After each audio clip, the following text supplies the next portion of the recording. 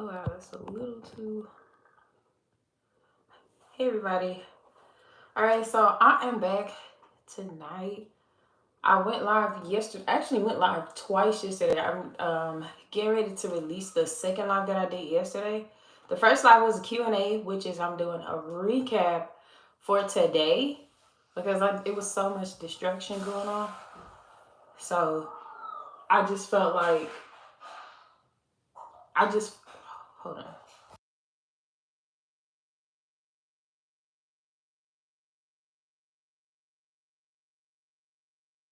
I just felt like it was necessary to do another Q&A because it was a lot of distraction going on, and yeah, whatever. We're just gonna do another Q&A today. It's mainly about nail lifting. I'm gonna touch a little bit about just in being in the nail game in general. But first, before I dive into this Q&A, oh, this lighting, y'all, it's not the best, but it'll do.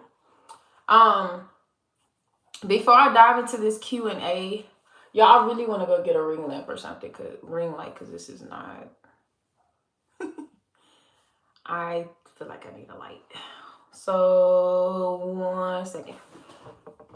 I might turn this live off and go back live. Or hold on.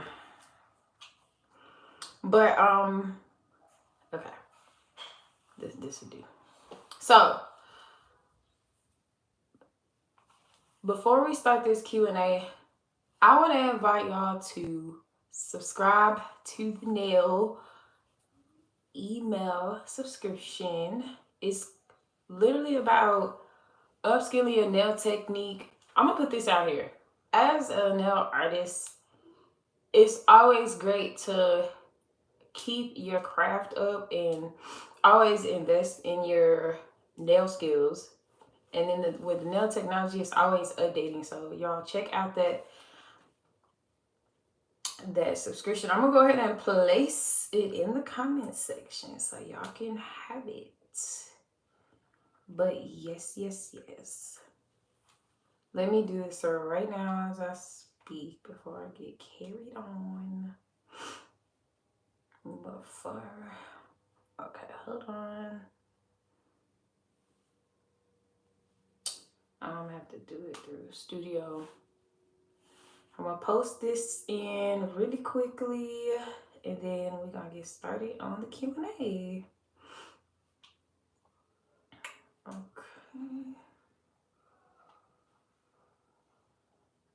I wonder why it's not showing for today's live. Let me see if I could post it in the. I was trying to post it on.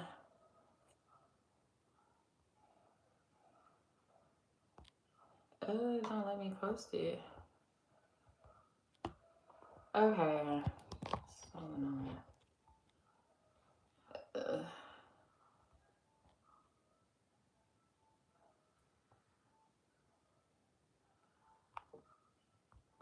I just put something. But anyways, let's just continue forward. I'll make sure it's in the description for y'all. Also, go check it's also in the bio too. So if you want, go ahead and check that bio too. Let me go ahead and get these questions up. So I'm gonna cover some questions. The first question is going to be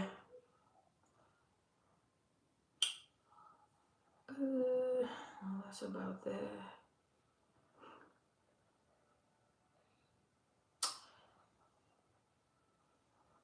Does the natural nail type affect how well acrylics adhere?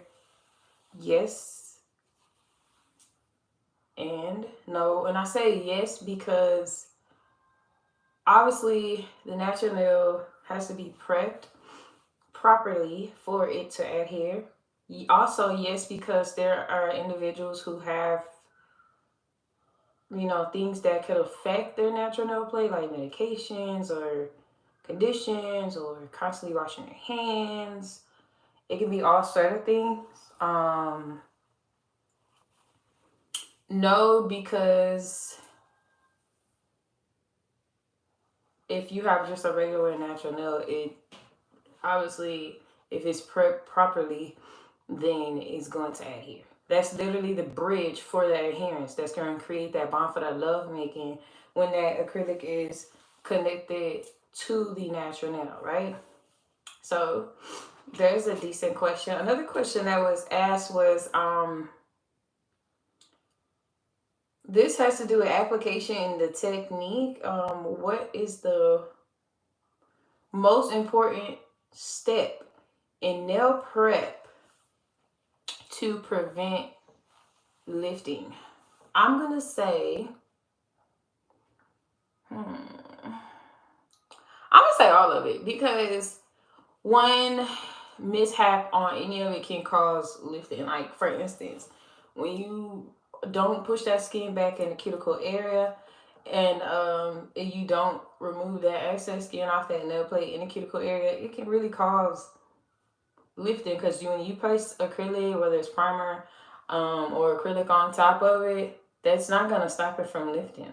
So I'm gonna say all of it, and then of course, if you don't apply primer, it's gonna lift. It's gonna pop off. If you um don't remove that debris, it can cause lifting or pop offs. So I'm gonna say all of it. I'm gonna say all of the prep part is the most. The prep itself is literally probably the most important part of to prevent lifting nails. So let's go to the next question that was asked. How do I know if I'm using the right amount of monomer and powder? That's a great question. So that's this obviously in B ratio. I do have a chart that I have created when it comes to B ratio. It's really simplified, and it really helps to dial down and help you to create that B ratio. B ratio is really important when it comes to laying acrylic simply, because you don't want to have too wet of a bead, you don't want to have too dry of a bead. Either one can cause an issue with lifting, and bead ratio is simply important, especially in the cuticle bead area, because you don't want to overflow the cuticle, you don't want it to be too dry. So bead ratio is different. But to answer the question, how do you know if you're using it? So basically, when you pick up your bead, your amount of liquid that you have immersed your brush in will depend on how much powder you pick up, if that makes any sense. So for instance, if I put my brush, immerse it in the liquid, I will wipe it off just one time through the tip of the brush, and I pick up that bead, because I only wiped it one time at the tip of the brush, that is now a large, that is considered a large, that's going to wind up in a large bead. 9 out of 10, whether I drag it towards me or I immerse it in, because it has more liquid, and it's going to create that liquid is, and that brush is literally created and set up to basically pick up the powder like a magnet. And that amount of liquid is going to pick up a larger bead. So that's how you're going to know and determine if you're using a right bead. And obviously, depending on what portion of the nail that you are currently putting the acrylic on, you're going to know if you need a large bead, a medium bead, a smaller bead, a cuticle bead. You're going to know. You're going to know. So, by the way, if y'all want to know more about the bead ratio chart that I created, again, check out the link in the description or the link in the bio to subscribe to the site about upscaling your nails. I've also created a nail technique system, guys, that really helps with this. So if you're somebody that really struggles with lifting nails and bead ratio, this is the perfect system for you. It's going to really help you upskill on your technique. So let's go ahead and go to the next question.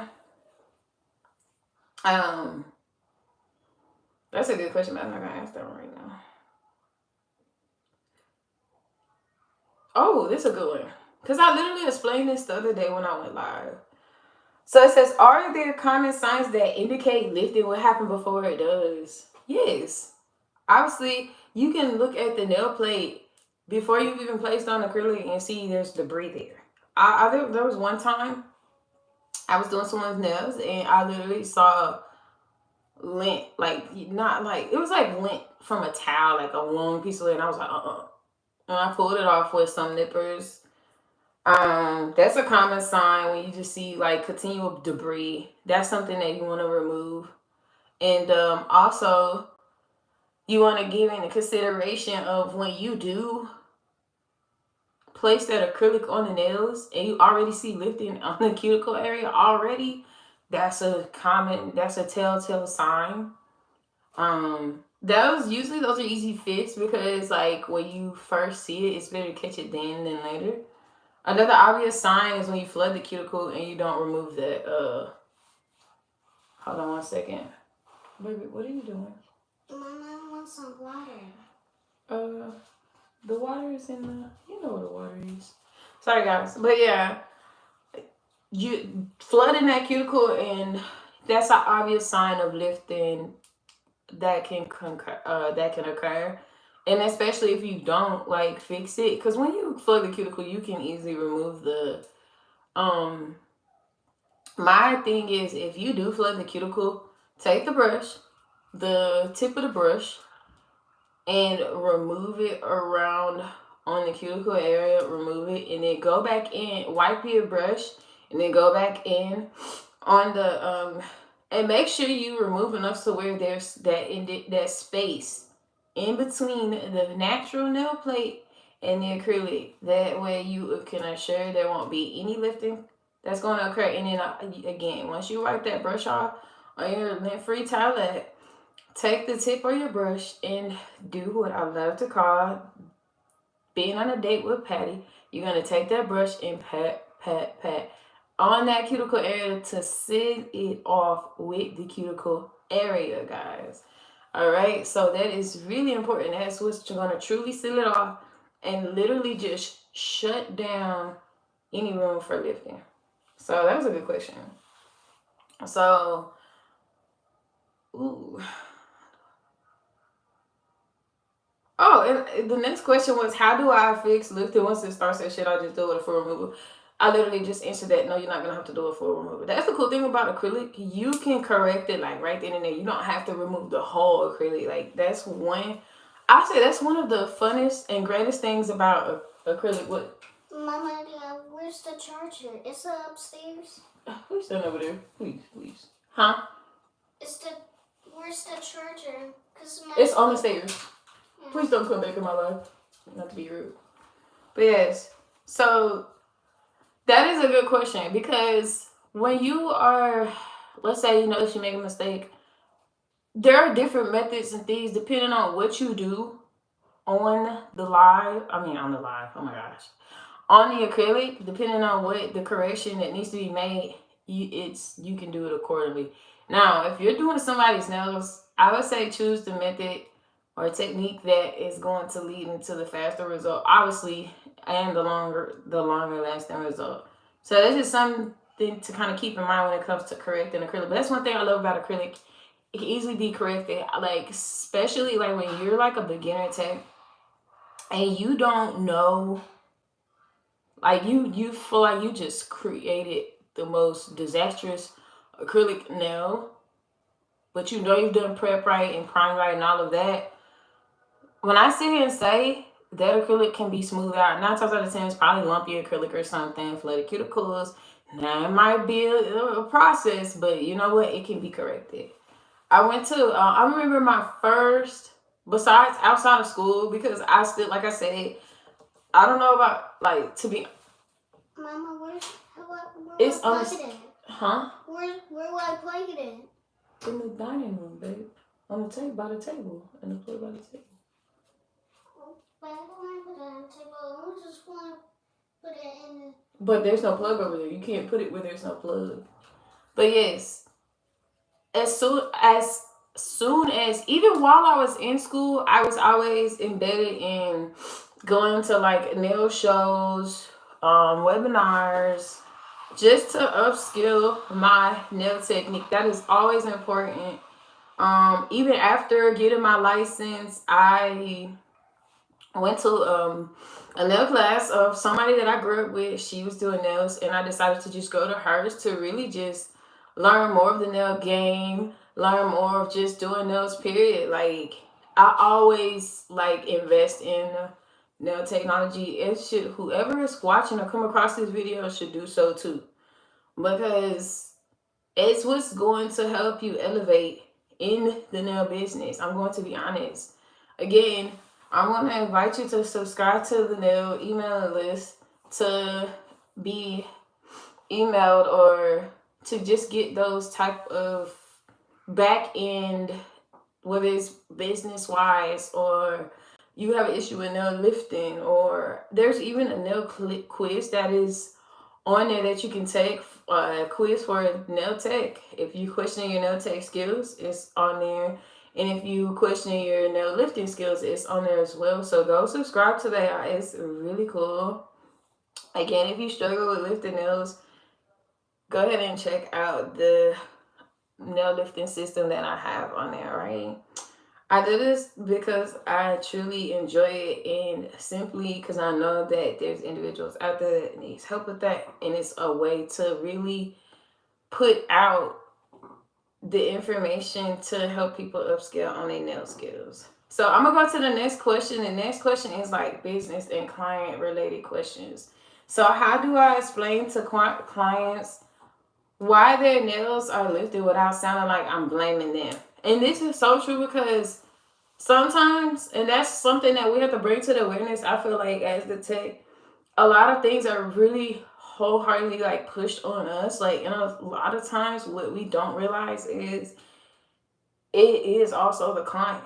If you've ruled out and factored out everything and you know you've done everything right, so at some point you have to put yourself in a position and kind of come to a realization and ask them, it's simple. Like, I ask people all the time, like, especially if I know that especially if I know, like, I think back at the time, and I record pretty much every now job that I do on clients. So I pretty much can go back and see if I made a mistake when I made. I usually remember too, but I know if I've done it right, I'll go in and I'll ask, okay, what have you been doing? What have you been doing on your day-to-day task, Um, and some people, they say, oh, I did hit my nail on so and so. I've been, washing so and so a lot. I've been, they'll say different stuff like that. Some of your clients, you might not even know their work life. What do they ask them? What they do for work? Things like that. I know a big, big, big one, but this is why it's important to truly seal the nails. But still, this can cause lifting and other issues. A lot of people that has nails, they like to, and they just constantly do it. Or when, like, the way they tap, they don't. When they type, if they type on a computer, they don't type with their fingertips. They type like this. That can cause lifting. And another thing is, like, when your little nails get stuck in the keyboard, that can cause lifting. There's a lot of things that can cause lifting that they're doing and we're not aware of it. And one way to truly rule out is is this lifting happening all the time? Is it happening repetitively on all of your nails? Y'all, I'll give y'all some great nail chips to kind of factor when it comes to lifting, because sometimes we could be thinking it's us and it's not. But then again, never rule out that it's not you in the same breath. You want to do both just to be sure, okay? But I'm going to be 100% honest. Like, you never know. And, like, I found out, me asking people, most of the time they just tell me, and I'm like, okay. Now, I don't grill them when they tell me the truth. I'm like, look, that can cause, and I go into detail of what it could cause and how they can prevent it. And the other thing is, y'all see the length of my nails. Now, to me personally, this isn't long. I'm going to be 100% honest, but to a lot of people, this is really long. This isn't even my normal length of nail. This is really short for me, but hey, to each his own. But there are individuals, they want nails like this or way longer. And think about it. If they come from nails that are like this short, but then they want them this long all of a sudden or longer, that is something to kind of keep into consideration. And you go ahead and do it. I know a lot of people, they just go ahead and do it, but then they come back and there's all this lifting going on. Now, to me personally, obviously, that 9 times out of 10, I don't say 9, but majority of the time it's because they couldn't handle the long nail length. Usually when clients, especially if I know that they're gonna struggle with the long length, I kind of give them like show them different ways of how to deal with their long nails. Also, I have a video out here on YouTube on how to deal with really long nails. So if y'all want to go check that out, check that out. I might put that in the description. I don't know yet. I'm just undecided. But moving on, I'm gonna do probably one more question, and then I'm gonna get off this live. Um, mm, this was gonna be business and client related as well. I feel like that one touches on the same question I just answered. It's okay. Here's a good one. I might do another one after this. What's the best way to deal with clients who consistently or constantly deal with or experience lifting? I'm gonna go like this. If clients, because usually it can result in the damage of their nails, and I'll keep saying something. I'm not gonna lie, I'm kind of honest when it comes to things like this because I'm a big advocate of keeping the natural nail healthy. So I'll kind of, if I see like a pattern of, I usually stop it before it starts. So I'm like, okay, I wouldn't advise you to get this length of nails. Usually, the clients, they're really good about taking the advice because they, usually, if the client looks at you like you are the nail expert, then they're gonna 9 out of 10 they're gonna take your advice, and that's important.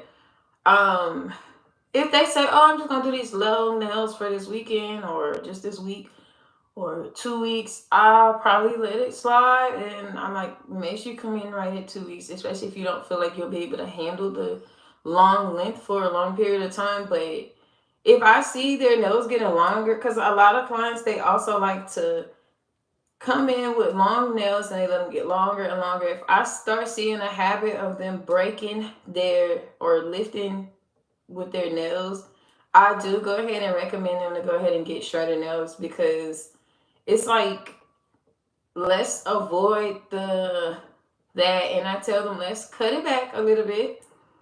There was one client, her nails were one of her nails got cracked in the center, and I was like,